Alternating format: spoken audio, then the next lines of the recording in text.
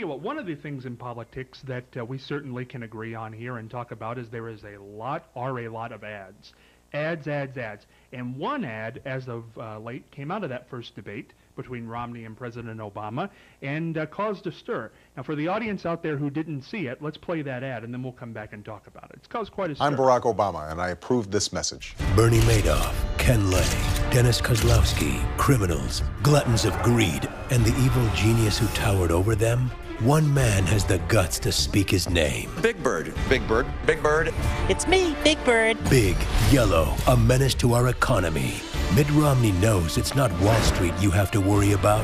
It's Sesame Street. I'm going to stop the subsidy to PBS. Mitt Romney taking on our enemies no matter where they Well, nest. there's a political ad for you, like the likes of which I don't think we saw on President Harding's day. Since that, Romney's campaign is really saying that is despicable, and Children's Television Workshop, who owns Sesame Street, has asked the Obama campaign to take that down. They said Big Bird is not political. What do you think, Charlie? I think so, too.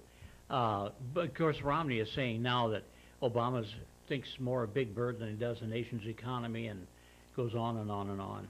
Well, let's try to look at the ad. Was the ad wrong, in your opinion? Well, yeah. Because remember, Obama had, I mean, it starts off by saying this has been approved. It was overly done. That is, too much attention to Big Bird. I mean, it was, well, how do you put it? It was Big Bird, of course, is known by everybody, and especially the kids. Oh. And I like I've often wondered too. You know, Big Bird always has one hand that doesn't move, and does he? And I'm wondering how he's inside that suit, and makes his head and his other arm. You know, that's what I think about.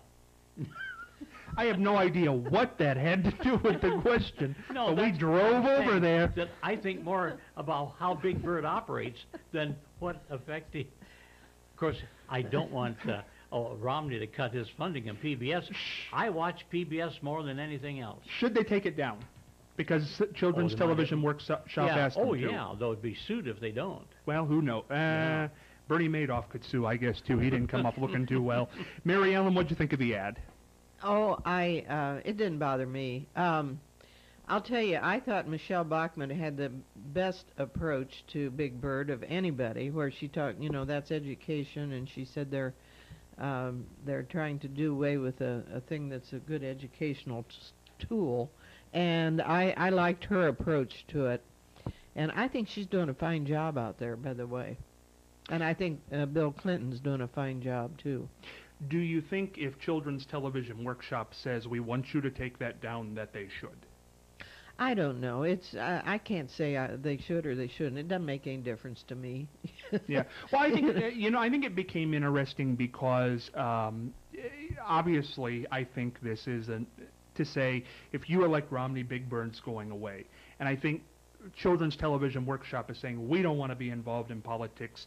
You know, please don't do that. So I don't know. Yeah, it might have been better if the campaign would have said that. We don't like the fact that Romney wants to get rid of public funding for the public television, and not even mention Big Bird, but just the fact that that's something that needs funding by the U.S. government. It doesn't supply all the money to PBS, but you know, the Big Bird part of it, I know, attracted a lot of attention. Well, the thing of it all was the percentage that PBS takes is very small. Yeah. I mean, many zeros out there. It's hardly minute, hardly a point at all.